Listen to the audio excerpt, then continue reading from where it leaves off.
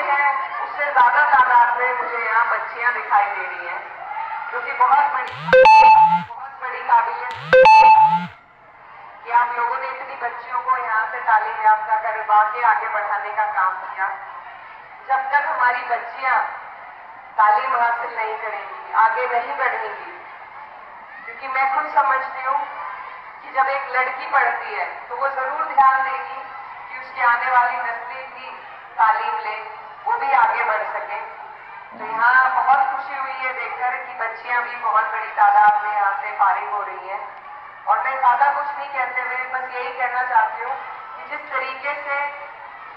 अभी एक हमारे चाचा ने भी मांग रखी इंटर कॉलेज की इस गाँव में, तो अगर हमारी मांगे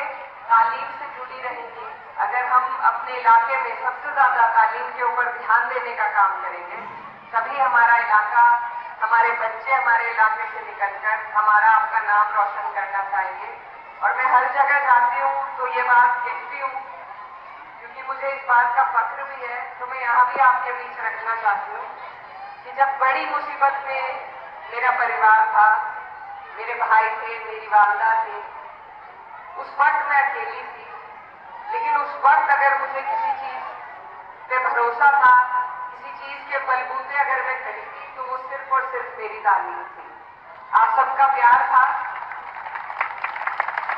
लेकिन तालीम की बुनियाद पर जो आपको आगे बढ़ने का, अपनी बात को सलीके से रखने का जो तरीका मिलता है, उसकी मैं जीती जागती आपके सामने एक हकीकत खड़ी हूँ कि मुझे यहाँ तक पहुँचाने का सबसे बड़ा अगर हाथ किसी चीज का रहा है तो वो मेरी तालीम का रहा है। अगर मैं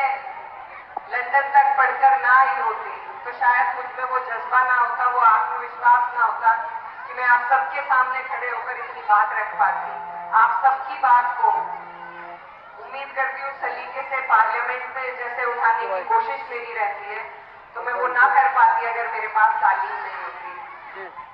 तो मेरे माँ बाप ने, मेरे वालिदैन ने, मैं उनकी शुक्रगुजार हूँ कि उन्होंने मेरी तालीम पर बहुत ध्यान दिया।